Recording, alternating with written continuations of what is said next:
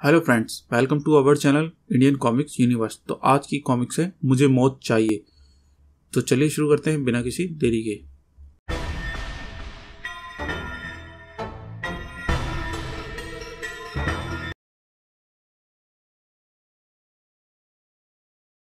राजनगर अपने आप में एक अनोखा महानगर है। इसके एक तरफ तो लहरों से लहराता समुद्र है, तो दूसरी तरफ चिलचिलाती धूप से दहकता रेगिस्तान। इस रेगिस्तान के ऊपर जब सूरज चमकता है तो दूर दूर तक कोई भी जीव जंतु दिखाई नहीं पड़ता, क्योंकि इस धूप को तो या तो पत्थर भी सह नहीं पाते।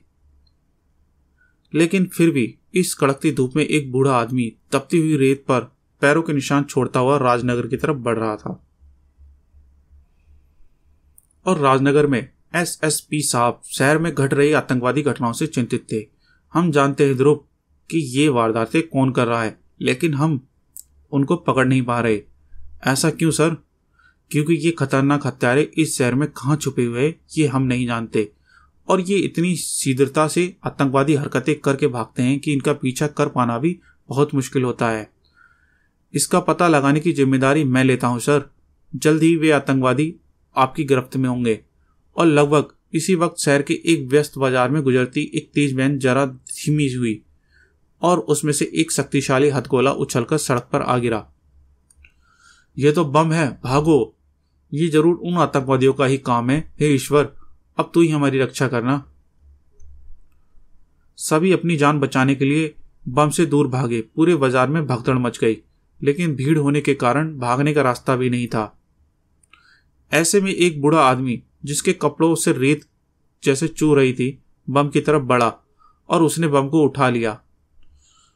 अरे पागल हो गए हो क्या? ये क्या बम फटने वाला है? तुम्हारे चीथड़े उड़ जाएंगे। मेरे चीथड़े उड़ जाएंगे? काश इसकी बात सच होती। लेकिन मैं इस बम को ऐसे फटने नहीं दूंगा, वरना कई जानें चली जाएंगी, और मैं यह नहीं चाहता कि मेरे अलावा कोई और भी मरे। वह बूढ़ा बम को उठाकर भीड़ से दूर दौड़ा और हथगोले को अपने ही शरीर के नीचे दबाकर लेट गया। अगले ही क्षण बम फट गया, लेकिन शरीर के नीचे दबा होने के कारण धमाके का असर दूर तक नहीं हुआ। यह तो बेहोश हो गया। हाँ, लेकिन आश्चर्य है, इसके शरीर पर तो कोई खरोच तक नहीं आई। अभी नहीं, इसको अस्पताल तो पहुंचाना ही होगा। इसने अपनी जान देकर हमारी जानें बचाई हैं। आतंकवादी भी ये दृश्य देख रहे थे। देखा जग्गा, हमारे कम से कम 50,000 रुपये पानी में चले गए। हाँ यार, हमको इस बम से मरने वाले हर व्यक्ति पर 5,000 रुपये मिलते और कम से कम 10 तो मरते ही। लेकिन इस कमीने बुढ़ऊ ने हमारी पूरी स्कीम चौपट कर दी। सबसे पहले इसी को ठिकाना लगाना पड़ेगा। लेकिन भीड़ तो उसे अस्पताल ले जा रही है। उस एम्बुलेंस के पीछे चलो। इस घटना की सूचना ध्रुव तक भी पहुंच गई थी और वह उस बूढ़े से मिलने अस्पताल तक आ पहुंचा था। लेकिन उसका शरीर ऊपर से तो बिल्कुल ठीक है ले ध्रुव, लेकिन उसका अंदरूनी चोट कितनी आई है यह तो उसके होश आने पर ही पता चलेगा। ओह, उस भीड़ में वही एक ऐसा आदमी था जो भयभीत नहीं था। उसने जरूर उन आतंकवादियों को देखा होगा। मेरा उससे मिलना बहुत जरूरी है। आई एम सॉरी, वैसे भी अभी वह होश में नहीं है। हम उस पर पूरी वॉच रखे हुए हैं ध्रुव। उसके होश में आ जाने के बाद ही कुछ कहा जा सकता है कि वह बचेगा या नहीं। मुझे उससे उम्मीद कम है। सुना हीरा, अभी हम इसके अपने आप से मरने का इंतजार करते हैं। कम से कम 5,000 तो मिलेंगे ना। एक आश्चर्य की बात और है ध्रुव, बम के धमाके में उस बूढ़े की खाल इतनी सख्त हो गई है कि जब हम उसे इंजेक्शन लगाने लगे तो वह सुई ही टूट गई। लेकिन ऐसा कैसे हुआ ये तो शायद कोई वैज्ञानिक से ही भी नहीं बता पाएगा। लेकिन ऊपर इमरजेंसी वार्ड में भर्ती उस बूढ़े को धीरे धीरे होश आने लगा, और जैसे ही सुबह की सफेदी आसमान पर छाने लगी वह बिस्तर से उठकर बैठ गया। उसके कपड़े सामने ही टंगे थे। उसने कोट के अस्तर से अंदर से कुछ निकाला। फिर वह चुपचाप बाहर निकला और चारों तरफ सन्नाटा था। वह सधे हुए कदमों से रिसेप्शन पर पहुंचा। उसने सोते हुए रिसेप्शन को खुले हाथ में कुछ रखा और बाहर के दरवाजे की ओर बढ़ गया। ये क्या? ये तो वही बुड्ढा है। अरे हीरा उठ, क्या आफत आ गई बे? उधर देख, कहीं मैं सपना तो नहीं देख रहा हूं। नहीं, ये तो वही बुड्ढा है जग्गा। लेकिन यह रातों रात ठीक कैसे हो गया? यानी हमारे 5,000 भी गए? अरे नहीं, इसको उतनी चोट नहीं लगी होगी जितनी हम समझ रहे हैं, पर इसको अपने मामले में टांग अड़ाने के लिए सबक तो सिखाना ही पड़ेगा। आओ। और उसके कुछ मिनटों बाद ध्रुव भी अस्पताल आ पहुंचा। डॉक्टर साहब, उस बूढ़े मरीज के क्या हाल है? आओ देखते हैं। अभी थोड़ी देर पहले तक तो वह बेहोश ही था। अरे ये रिसेप्शनिस्ट तो सो रही है, और इसके हाथ में ये सोने का सिक्का और ये चिट कैसी रखी है? इस पर तो लिखा है रूम नंबर 107 का पेमेंट। ये तो उसी बूढ़े के कमरे का नंबर है। आखिर ये चक्कर क्या है? डॉक्टर, 107 का पेशेंट अपने कमरे में नहीं है। असंभव, वह मरीज चलना तो दूर, हिलने तक की हालत में नहीं था। एक असंभव चीज और देखिए, ये खरे सोने का सिक्का लगभग 300 साल पुराना है, और वह मरीज ऐसे दुर्लभ सिक्कों को अपना बिल अदा कर रहा है। लगता है कि कोई उसका अपहरण करके ले गया है। अगर ऐसा है तो वे लोग अभी ज्यादा दूर नहीं गए होंगे। मैं अभी उसको पकड़ता हूं। उधर दोनों आतंकवादी अपने शिकार को घेर रहे थे। क्या चाहते हो तुम लोग? ओह, तुम दोनों तो वही हो जिन्होंने भीड़ पर बम फेंका था। बड़ी तेज नजर है बुड्ढे की। जग्गा, लगता है तुम दोनों मुझे मारना चाहते हो ना? दिमाग भी तेज है बुड्ढे का। जग्गा, तो कोशिश करो मुझे मारने की। हीरा का चेहरा एकदम कठोर हो गया। मरना तो पड़ेगा ही बुढ़ऊ। विदेशी सरकार हमें फ्री में पैसे नहीं देती। और इस बार जग्गा के चेहरे पर आश्चर्यचकित भय के भाव उभर गए, क्योंकि चाकू का स्टील मजबूत फल पूरी तरह से मुड़ गया था। और ठीक इसी वक्त ध्रुव भी पहुंच गया था। ये तो वही वृद्ध लग रहा है, और इसके साथ 2 आदमी भी खड़े हैं, लेकिन ये दोनों उस पर हमला क्यों कर रहे हैं? इसका मतलब है कि ये जरूर वे ही आतंकवादी हैं और उस बूढ़े को जान से मारना चाहते हैं। जग्गा, ध्रुव। पलक झपकते ही एक आतंकवादी ने अपना शॉल उतारकर फेंका। घबरा मत हीरा, आज इसकी मौत इसको यहां पर खींच लाई है। और उसकी उंगली शॉल के अंदर छुपी स्टैनगन के टिगर पर दब गई। ऑटोमेटिक स्टैनगन से गोलियों की बौछार ध्रुव की तरफ लपकी, लेकिन वे गोलियां ध्रुव तक नहीं पहुंच पाईं। आतंकवादियों का दूसरा मौका भी नहीं मिला। किस्मत ने आज ध्रुव को यह सुनहरा मौका दिया था, और आतंकवादियों को भागने का अवसर देकर वह यह मौका गंवाना नहीं चाहता था। लेकिन इस पूरे समय में किसी का भी ध्यान उस बूढ़े की तरफ नहीं था। अब तक वह यह सारा माजरा खामोशी से देख रहा था, लेकिन फिर ना जाने क्यों उसने जमीन पर पड़ी स्टैनगन को उठाकर ध्रुव की तरफ तान दिया। इस बार चूंकि ध्रुव का ध्यान दूसरी तरफ था, इसलिए वह गोलियों से नहीं बच पाया। एक गोली ध्रुव की बांह से रगड़ती हुई निकली और वह चीख कर नीचे गिर पड़ा। आओ भागो। आतंकवादी खुद आश्चर्यचकित थे। आज उनके शिकार ने ही उनको बचाया था, लेकिन सवाल जवाब का वक्त नहीं था। वे वैन में बैठकर भागे। अब मैं इनको भागने से भी नहीं रोक सकता। लेकिन इस बुड्ढे ने मुझ पर हमला क्यों किया? मैं तो इसी को बचा रहा था, और ये चाकू टेढ़ा कैसे हो गया? और फिर अस्पताल में। तुम्हारे सवालों को तो और छोर ही समझ में नहीं आ रहा ध्रुव। ऐसा आदमी कौन हो सकता है जिस पर बम का भी असर ना हो और जिसके शरीर से लगकर चाकू भी टेढ़ा हो जाए? मुझे तो लगता है कि उस बूढ़े को आतंकवादी से सीधा संबंध है। ये सारा घटनाक्रम उनकी आपसी लड़ाई का नतीजा है। ध्रुव शांत रहा। वह कुछ सोच रहा था। डॉक्टर साहब, उस बूढ़े के वे कपड़े कहाँ हैं जिनको उसने अस्पताल में लाए जाते समय रखा था? यहीं पर है। क्या तुम समझते हो कि वह इन चिथड़ों को लेने आएगा? ये रहे।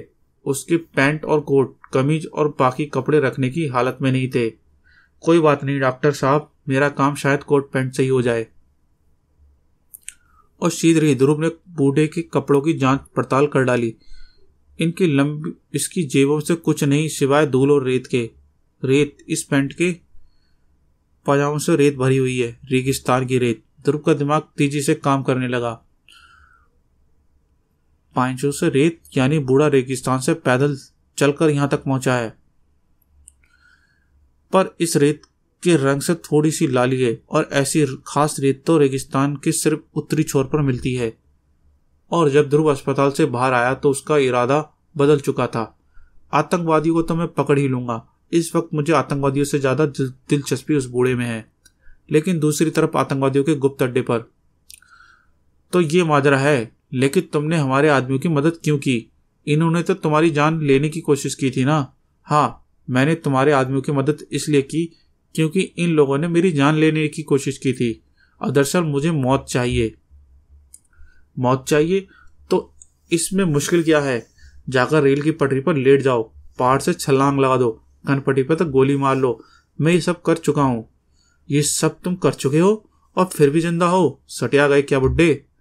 अगर मैं सच बोलूंगा तो तुम सटिया जाओगे। और चाकू तो तुमने मुझे मारा ही था, वही चाकू जिसका फल टेढ़ा हो गया था। हाँ हाँ, लेकिन वह कैसे?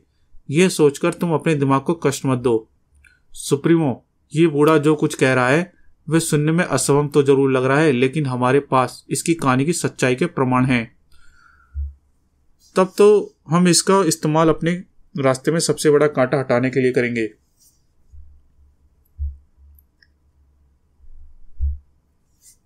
हमको आप पर यकीन है बुजुर्गवार, लेकिन हमारे पास ऐसा कोई तरीका नहीं है जिससे कि हम आपकी इच्छा पूरी कर सकें। आपकी मृत्यु का रास्ता केवल एक ही व्यक्ति निकाल सकता है और वह व्यक्ति है सुपर कमांडो ध्रुव। यह कौन है? वही लड़का जिस पर आपने स्टैन गन से गोलियां चलाई थी, लेकिन इसके लिए आपको उसे जान से मारने की पूरी कोशिश करनी पड़ेगी ताकि वह भी आपको खत्म करने के लिए कोई कसर ना छोड़े। वह इस वक्त कहाँ है और इसका मेरे आदमी को बता देंगे। इसी समय ध्रुव रेगिस्तान के उत्तर की तरफ बढ़ रहा था। यही 1 वर्ग किलोमीटर का इलाका लाल रेत वाला है। वह रहस्यमय बुड्ढा जरूर यहीं से आया होगा, लेकिन कहां से? यहां से तो दूर दूर तक केवल रेत नहीं, वह रेगिस्तान के अंत में एक महलनुमा मकान। वह बुड्ढा जरूर यहीं से आया होगा। कुछ देर बाद ही ध्रुव उस प्रभावशाली इमारत के प्रांगण में खड़ा था। यह इमारत तो मुगल काल की लगती है, पर इसमें जरूर कोई अब भी रहता है, वरना यह महल अब तक खंडर में तब्दील हो गया होता। इस पत्थर पर उर्दू में किसी का नाम लिखा हुआ है, लेकिन इसके शुरुआत के अक्षर मिट गए हैं, सिर्फ रूह पढ़ने में आ रहा है। इसमें रहने वाले का नाम जरूर मजरूह या ऐसे ही कुछ रहा होगा, लेकिन मैं तो उसको रूह ही कहूंगा। इतने पुराने मकान में तो कोई रूह ही रह सकती होगी। खैर, यहाँ खड़े रहने का कुछ नहीं होगा। अगर यहाँ से कोई जानकारी मिलनी है तो वह इस इमारत के अंदर ही मिलेगी। ध्रुव ने इमारत के अंदर कदम रखा और वह आश्चर्यचकित रह गया। वाह, क्या आलीशान महल है! ये जरूर उसी बूढ़े रूह का महल है। दीवारों पर टंगी उसके पूर्वजों की तस्वीरों की शक्लें भी बूढ़े से काफी कुछ मिल रही हैं। यानी मैं सही स्थान पर पहुंच गया हूं। लेकिन जहां तो कोई भी नहीं है। ओह! तभी अंदर से उठता हुआ एक विशालकाय चमगादड़ ध्रुव से जा टकराया। यह चमगादड़ था या चील? अरे वाह, ये चित्त तो उस बूढ़े के मुगल काल से किसी पूर्वज का लगता है। इसकी शक्ल भी बूढ़ू बिल्कुल रूह जैसी है। जहां तक कि इसकी ठोड़ी पर भी वैसा ही तिल है जैसा रूह की ठोड़ी पर है। और यह दूसरा चित्र इस पूर्वज के शायद अगले वंश का है। तब तक शायद अंग्रेज भी काफी फैल गए थे, लेकिन इसकी ठोड़ी पर भी वैसे ही तिल है, यानी। और फिर तभी ध्रुव के दिमाग में एक आश्चर्यजनक विचार कौंधा, यानी ये सब एक ही आदमी की तस्वीर है। 3 आदमियों की शक्लें तो एक ही जैसी हो सकती हैं, लेकिन तीनों के एक ही जगह पर तिल नहीं हो सकते। आखिर ये चक्कर क्या है? यह वो चक्कर है ध्रुव जिसमें मैं पिछले 300 सालों से घूम रहा हूं। तुम सही समझे। ये सारी तस्वीरें मेरे पूर्वजों की नहीं, मेरी ही हैं। ओह, तो मैं धोखा खा गया। मुझे ये तस्वीरें देखने में 250-300 साल पुरानी लगी। ठीक लगी। ये पहली तस्वीर मैंने तब बनवाई थी जब मैं औरंगजेब की बड़ी अदालत का काजी था, यानी मुख्य न्यायाधीश। औरंगजेब, ये तो कई सौ साल पहले, कई सौ साल नहीं, सिर्फ 300 साल पहले। इतने साल बीत गए कि तुम मुझे को अपना नाम भी याद नहीं। वैसे मुझको तुम्हारे द्वारा दिया गया नाम रूप पसंद आया, लेकिन मुझको इतना याद है कि वह जमाना फकीरों, सूफी और संतों का जमाना था। वे लोग उस वक्त तादाद में इतने ज्यादा बढ़ गए थे कि असली और भिखारी में फर्क करना भी मुश्किल था। और फिर मैं भी अपने काजी होने के नशे में चूर रहता था।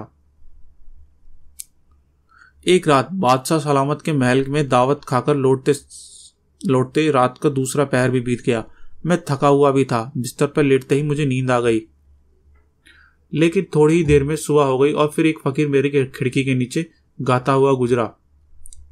मेरी नींद टूट गई। गुस्से के मारे मेरे दिमाग ने काम करना बंद कर दिया। मैं चिल्लाया, सिपाहियों, इस नामुराद को पकड़कर मेरे सामने लाओ। जो हुक्म काजी सरदार। थोड़ी देर में मेरे सिपाही उस फकीर को पकड़कर मेरे सामने ले आए। क्यों रे बिगारी, इतनी जोर जोर से क्यों गा रहा है? पता है तेरे गाने से हमारी नींद टूट गई। तो इसमें क्रोध कैसा बंदे? सुबह का वक्त तो जागने का ही होता है। उसके जवाब ने मेरे गुस्से को और भड़का दिया। जवान लड़ाता है बदमाश, इसकी गर्दन धड़ से जुदा कर दी जाए। पर मेरा कसूर क्या है? तेरा कसूर यह है कि तूने हमारी नींद में खलल डालने की जरूरत की है। तू काजी है, इसलिए तू समझता है कि जिंदगी और मौत का फैसला तू ही करता है। तू समझता है कि मौत सबसे बड़ी सजा है। लेकिन जा, आज से मैं तुझे जिंदगी की सजा देता हूं। जाकर जी, और जब तक जीता रहे, जब तक तुझको इंसानियत ना आ जाए।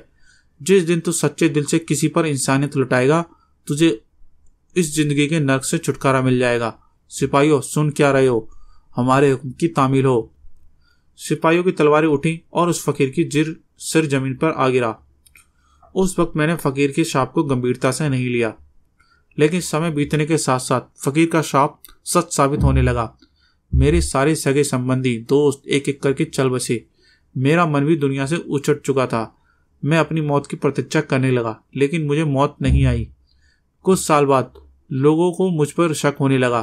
तब मैं यह देश छोड़कर ईरान चला गया और यह अफवाह फैला दी कि मैं वहां पर शादी करके एक लड़का होने के बाद मर गया। 50 साल बाद जब मैं वापस आया तो सबने यही समझा कि मैं अपना ही बेटा हूं। ऐसा मैं हर 50 साल बाद करने लगा। धीरे धीरे यहाँ की आबादी उजड़ गई, हरियाली खत्म हो गई और यहाँ पर रेगिस्तान बन गया। इस दौरान मैंने मरने की हर संभव कोशिश की, लेकिन पोटेशियम साइनेट जैसे जहर भी मुझ पर बेअसर रहा। अब तो मेरी खाल में इतनी शक्त हो गई है कि गोलियां तक मुझ पर बेअसर है। और जिस बात से मैं अभी भी आश्चर्यचकित हूं, वह यह है कि वक्त बीतने के साथ साथ मेरी शक्ति कम होने के बजाय बढ़ती ही जा रही है। श्रीमान रू, मैं यह नहीं कह रहा कि आप सच नहीं कह रहे, लेकिन फिर भी आपकी बात पर यकीन करना मुश्किल है। और अगर ये सब सच है तो आप बम के धमाके से बेहोश कैसे हो गए थे? इस प्रश्न का उत्तर मुझे खुद नहीं पता। ऐसा मुझको पहले कभी नहीं हुआ। तो अब आप क्या चाहते हैं? मैं मौत चाहता हूं, और मैं यह चाहता हूं कि तुम मुझे किसी तरीके से मार डालो। परंतु मैंने तो आज तक किसी को भी नहीं जान से नहीं मारा है। लेकिन तुमको मुझे मारना होगा, वरना मैं तुमको मार डालूंगा। बूढ़ा सदे हुए कदमों से ध्रुव की तरफ बढ़ा और अगले ही पल यह स्पष्ट हो गया कि बूढ़ा मजाक नहीं कर रहा था। दूसरी तरफ आतंकवादी के अड्डे पर, शाबाश हीरा, तुमने जो ट्रांसमीटर बुड्ढे के पर चिपकाया है वह बहुत ही सही काम कर रहा है। ओह, अब यह गप्पी बुड्ढा हमारा रास्ता जरूर साफ कर देगा। लेकिन ध्रुव को अब बूढ़े की सारी कहानी सच लग रही थी।